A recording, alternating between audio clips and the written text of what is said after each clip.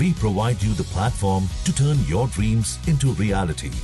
Give wings to your aspirations with KR Mangalam University. Middle east में जारी लड़ाई के बीच में अमेरिका इजराइल ने ईरान के सबसे ऊंचे B1 पुल को निशाना बनाया, जिसके बाद मध्य पूर्व में युद्ध की आग और भड़क गई। पुल पर हुए हमले के बाद ईरान ने अब जवाबी कार्रवाई की तैयारी कर ली। दरअसल ईरान के समाचार एजेंसी फोर्स ने खाड़ी देशों और जॉर्डन के 8 महत्वपूर्ण पुलों की एक सूची जारी की, जिसे इस्लामिक रिवोल्यूशनरी गार्ड कोर यानी कि IRGC ने अपने संभावित हमले के रूप में चिन्हित किया। अनादोली की एक रिपोर्ट के मुताबिक ईरान की सूची में कुवैत का शेख जाबिर अल अहमद अल सबहा समुद्री पुल, संयुक्त अरब अमीरात के शेख जायद पुल और अल मक्ता पुल और शेख खलीफा पुल, और इसी के साथ ही सऊदी अरब को बहरीन से जोड़ने वाला किंग फहद काजवे के साथ ही जॉर्डन के किंग हुसैन पुल, दामिया पुल और अबदौन पुल शामिल है। आपको बता दें कि यह हमला अमेरिकी राष्ट्रपति डोनाल्ड ट्रंप द्वारा ईरान को पाषाण युग में वापस भेजने की धमकी के बाद हुआ है। अमेरिकी इजरायली हमलों में मिडिल ईस्ट का सबसे ऊंचा पुल आंशिक रूप से क्षतिग्रस्त हो गया।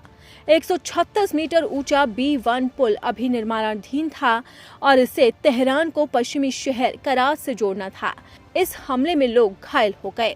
ईरान के सरकारी मीडिया ने अलबोरस प्रांत के अधिकारियों के हवाले से बताया है कि अमेरिका द्वारा ईरान के एक प्रमुख पुल पर किए गए हमले में कम से कम 8 लोग मारे गए और करीब 95 घायल हुए।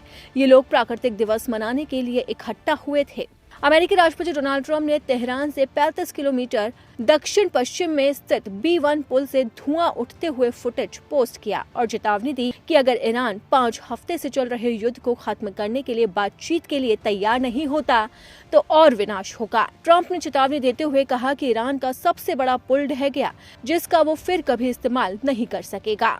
ईरान के लिए अब समझौता करने का समय आ गया है, इससे पहले कि बहुत देर हो जाए और एक महान देश बनने की उसकी कोई उम्मीद बाकी ना बचे। वहीं ईरान के विदेश मंत्री अब्बास अराक्ची ने एक पोस्ट किया, जिसमें उन्होंने लिखा कि अधूरे पुल समेत नागरिक ढांचों पर हमला करने से ईरानियों को आत्मसमर्पण करने के लिए मजबूर नहीं किया जा सकेगा। ये केवल अस्त व्यस्त दुश्मन की हार और मनोबल के पतन को दर्शाता है।